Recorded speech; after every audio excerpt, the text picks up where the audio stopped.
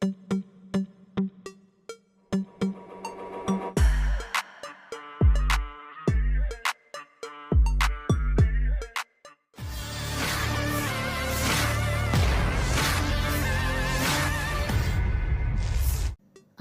bersenjata Rusia kembali meluncurkan rentetan serangan granat ke posisi-posisi tentara Ukraina di Chasiv Yar.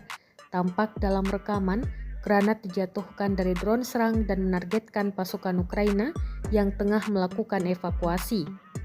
Granat juga meledak tepat di benteng dan posisi tentara Ukraina yang tengah berteduh. Rekamannya beredar di Telegram pada Jumat 7 Juni 2024. Dalam keterangan unggahan disebutkan, pilot drone pasukan khusus Rusia mendukung serangan di daerah Chasiv Yar. Prajurit pasukan khusus ke-58 Rusia disebut menggunakan quadcopter melindungi tentara Ukraina dengan serangan ganda. Akibatnya, sejumlah tentara Ukraina menderita luka berat.